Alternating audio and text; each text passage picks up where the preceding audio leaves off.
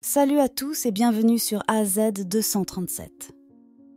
Depuis plus d'un demi-siècle, cet homme chérissait sa femme, croyant que leur mariage était rempli de joie et d'honnêteté.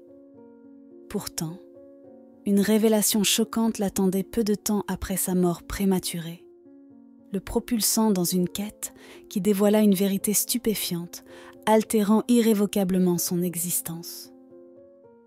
Malgré son amour profond pour elle pendant plus de 50 ans, la vérité ne se manifesta qu'après son départ.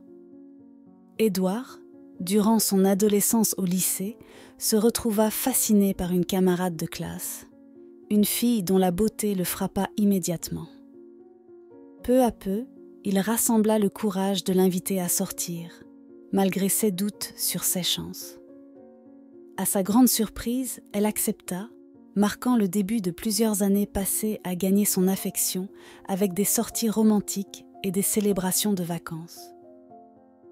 5 ans après le début de leur relation, Édouard proposa avec confiance, marquant un moment crucial de leur vie. Cette proposition vint 45 ans après leur première rencontre, juste après avoir célébré un anniversaire. Ils avaient passé un week-end mémorable dans une cabane, se remémorant et créant de nouveaux souvenirs avec leur famille. Cependant, la joie fut de courte durée, car Margaret tomba malade de manière inattendue. Suite à son déclin rapide après leur retour à la maison, marqué par des visites à l'hôpital et des maladies, elle mourut entourée de ses proches. Édouard dut faire face à la tâche ardue d'organiser les funérailles de la femme qu'il avait adorée pendant plus de 50 ans. Le jour des funérailles, alors que les souvenirs l'envahissaient, Édouard trouva du réconfort auprès de sa famille rassemblée. Puis, une silhouette inconnue attira son attention, se tenant seul dans un coin. Lorsque l'étranger fit signe à Édouard après avoir remarqué son regard, Édouard fut perplexe. Il avait organisé les funérailles et savait que cette personne n'était pas inscrite. En s'approchant de l'inconnu, la suspicion d'Édouard grandit à chaque pas. Sans un mot, l'étranger remit un objet à Édouard en disant « Je suis désolé pour votre perte, mais nous devons parler. » Fixant une vieille photographie de sa femme qui lui avait été remise, Édouard fut stupéfait. « Nous ne pouvons pas discuter de cela ici. Rencontrez-moi à cette adresse, » insista l'étranger, laissant Édouard avec des questions sans réponse. Pressé de rejoindre sa famille avant de pouvoir approfondir, Édouard resta perplexe, fixant la photo de sa femme. Réfléchissant brièvement, il annonça son départ, malgré les protestations de sa famille. Reconnaissant l'étrangeté de son départ soudain des funérailles de sa femme, il se sentit obligé de suivre sa décision. S'excusant de partir et exprimant sa gratitude pour leur soutien, Édouard sortit, naviguant à travers des parents perplexes, sans offrir d'explication. Il entra dans sa voiture, saisissant l'adresse inconnue dans son GPS, non loin du site des funérailles.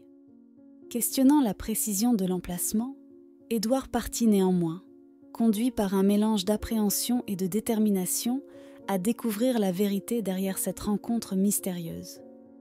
Mais pour se rassurer, il appuya fortement sur l'accélérateur et partit. La route lui donna le temps de réfléchir. Il pensa longuement à la manière dont il aurait pu rencontrer cette personne auparavant. Était-ce un parent éloigné ou un beau-frère qu'il avait oublié ? Peu importait combien il essayait, au final, il ne savait toujours pas qui cela pouvait être. Pendant ce temps, la ville avait disparu depuis longtemps, et Édouard roulait sur une route de terre qui menait à un grand complexe agricole. Il n'était pas si proche, mais même d'ici, il pouvait voir que les bâtiments étaient mal entretenus, voire pas du tout. Cela, cependant, éveilla une certaine curiosité en lui. En s'approchant de plus en plus, il ne fallut pas longtemps à Édouard pour comprendre quel était le bâtiment principal de la ferme. En garant sa voiture devant, la maison principale était grande, mais clairement un peu sombre et délabrée. Il croyait qu'il n'y avait personne depuis des années. Puis, il remarqua que la porte d'entrée était ouverte. Il décida d'entrer et posa le pied dans le couloir. Cela devait être magnifique, pensa Édouard, ressentant un sentiment de gloire passée. Quel dommage, murmura-t-il pour lui-même. Il poursuivit son parcours à travers la maison et entra dans le salon, prêt à découvrir ce que cette personne voulait lui révéler. À sa grande surprise, cependant, il n'y avait personne dans la pièce. Confus, il appela « Bonjour ?» mais il n'y eut aucune réponse. Pourquoi devait-il venir ici? Et pourquoi devait-il se dépêcher s'il n'y avait même personne ici? Édouard ne voulait pas attendre et décida de regarder autour de lui. Les escaliers craquaient sous ses pieds, tandis qu'il montait, courant ses mains le long de la rampe endommagée. Explorant sans but, il entra dans la première pièce qu'il rencontra. Mais une fois qu'il mit le pied dans la pièce, un sentiment étrange s'empara de lui. Une sensation étrange de déjà-vu l'envahit. Avait-il déjà été ici auparavant? La pièce dans laquelle il se trouvait était un bureau, et elle se distinguait de toutes les autres pièces de la maison. Le bureau était clairement bien entretenu, car il était meublé, et il n'y avait pas un grain de poussière à trouver. Sur le bureau se trouvait une photo spécifique qui attira son attention. Édouard marcha vers le bureau et saisit la photo. C'était une autre photo de sa femme quand elle était plus jeune. Cette fois-ci, il y avait plus de personnes dessus, et il ne reconnaissait personne. Il n'avait jamais vu cette photo auparavant. Soudainement, il eut des frissons en pensant à la manière dont ces photos étaient arrivées ici. Qu'est-ce qui se passe? Les photos n'étaient cependant pas les seules choses sur le bureau. Il fallut un moment, car il était distrait par la photo de sa femme, mais au milieu du bureau se trouvait un journal. Curieux, il le saisit et l'ouvrit. Peut-être contenait-il des informations sur la raison de sa venue ici. Puis il réalisa que le journal était écrit de la main de sa femme.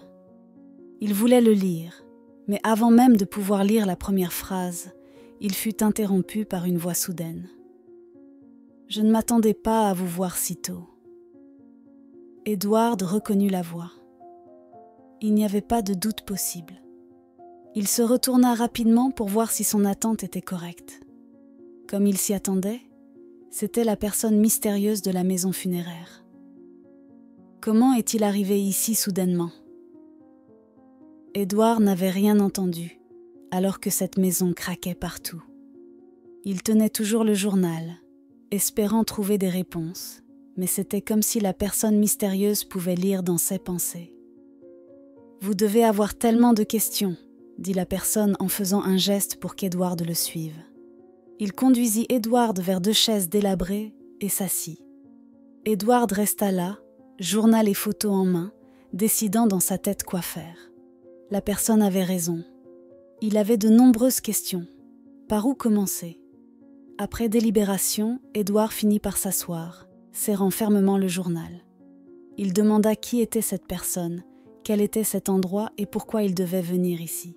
« Donc, vous ne savez rien ?» répondit la personne avec un sourire en coin. La prochaine chose qui sortirait de sa bouche secourait Édouard jusqu'au fond de lui.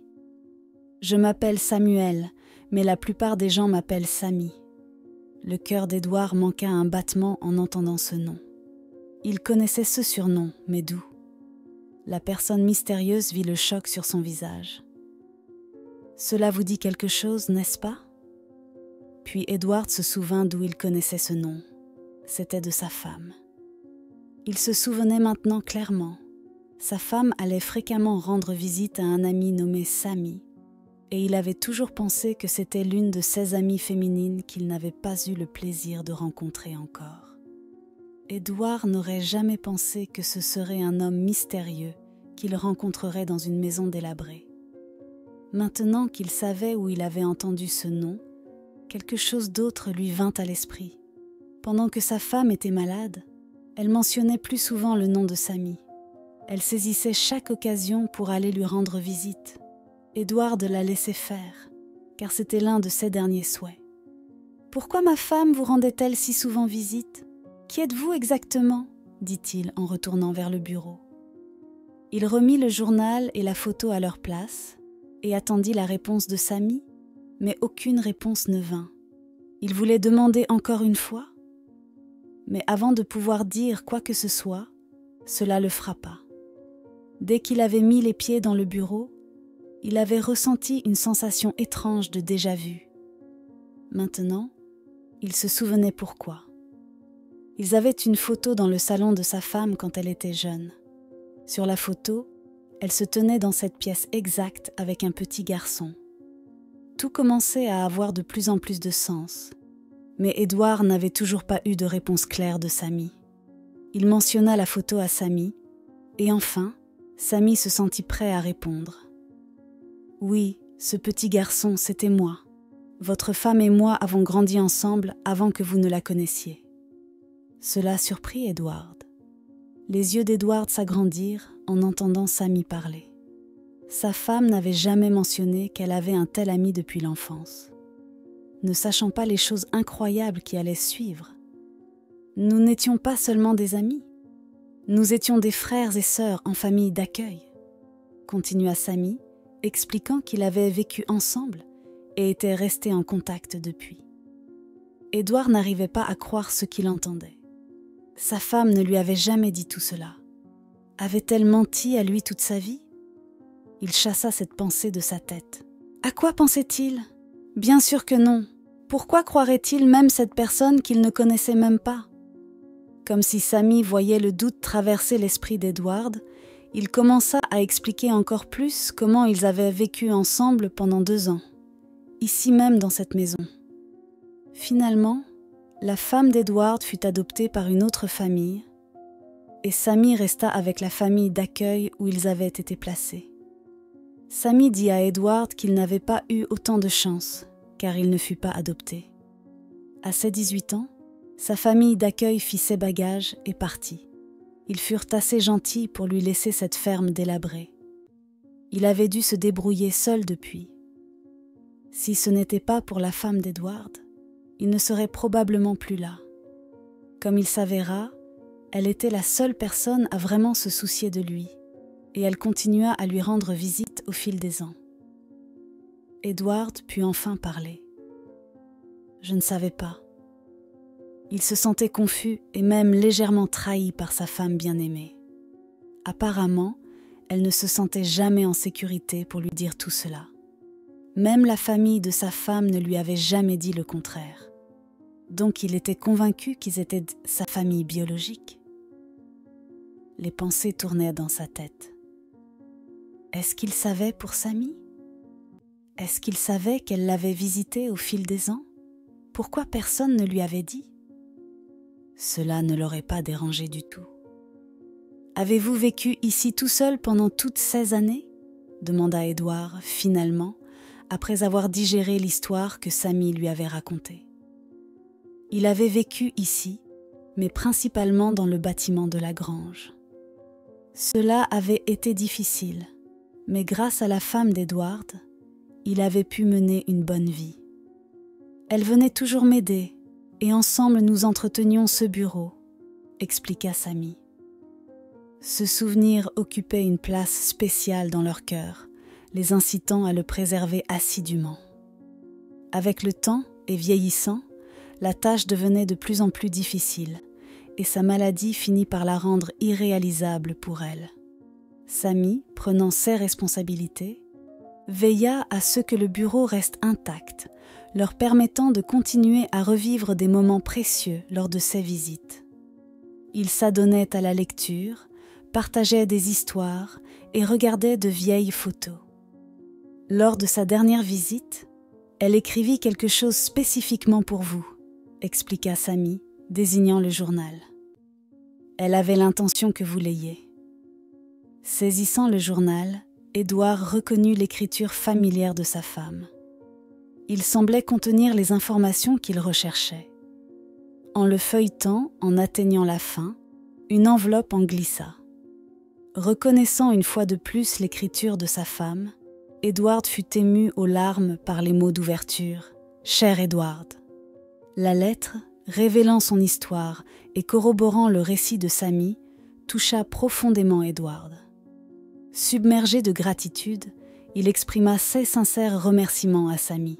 « Merci de m'avoir amené ici, dit-il, contemplant comment rendre l'appareil. » Une excellente idée lui vint à l'esprit, une qui renforcerait leur lien et honorerait la mémoire de sa femme. « J'ai une excellente proposition, » commença Edward, partageant ses pensées avec Samy, qui fut visiblement étonné et touché. « Seriez-vous prêt à me laisser vous aider à rénover toute la ferme ?» Edward confirma d'un signe de tête, voyant la volonté de Samy de collaborer. Leur poignée de main était une promesse de nouveau départ. Edward était convaincu que cet hommage aurait ravi sa femme, suscitant des émotions alors qu'il imaginait la belle manière de la commémorer. Cependant, il était impatient de retourner auprès de sa famille avec la nouvelle. Au cours des années suivantes, Edward devint un visiteur fréquent à la ferme de Samy, équipé de divers outils et machines. Ils commencèrent la restauration avec la structure principale, revivant progressivement la ferme dans sa splendeur passée, forgeant une amitié solide dans le processus. Quelle est votre opinion au sujet de cette histoire ? Dites-le nous dans les commentaires. Merci d'avoir regardé la vidéo. Surtout, n'oubliez pas de cliquer sur le bouton j'aime et partager autour de vous. À très bientôt sur AZ 237.